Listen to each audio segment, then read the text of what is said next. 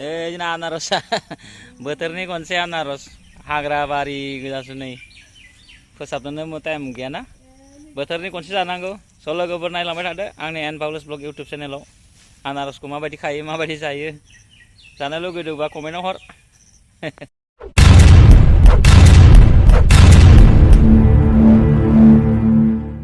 हाग्रा जाजोब्बाय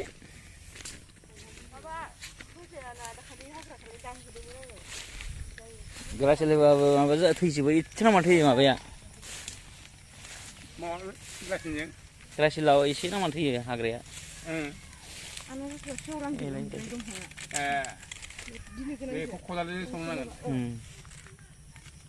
बोथोरनि खनसे बयबो जानो मोजां मोनो नङा होमबा नैबो खायसे बरियानो आनारस खादो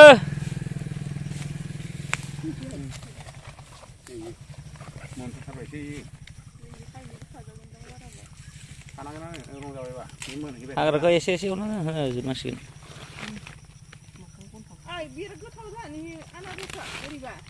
गोदै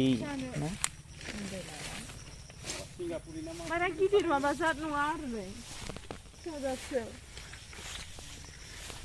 नायनाला आनारसखौ मादै खायो लोगोफोर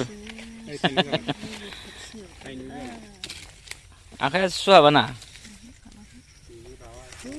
मोनबाय माथो बुहुदनो ना साननै थाबानो मोनगोन ना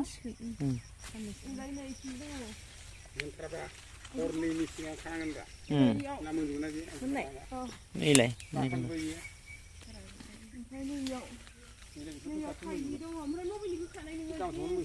आं जानो दोनदोंमोन नाथाय गिदिरबोमोन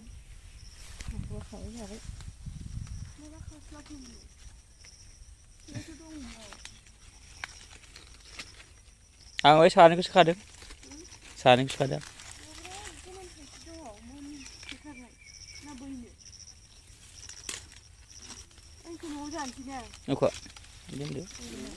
इनियासो जायोलै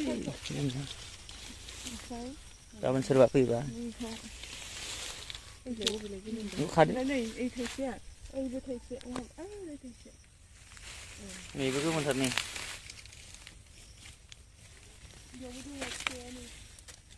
बेखौ खागोन हा खादो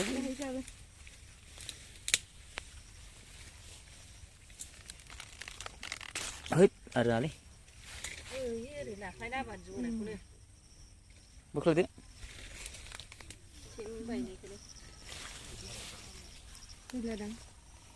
ओइ साइ खोला गैया गाज्रि जादोंलै दंफाङा माबा होनानै मुलि सारना होदों हाग्रा थैनायाव दोनदो मा जानो जानो दोनसै आरो बेखौ जानो जाया खादो खानानै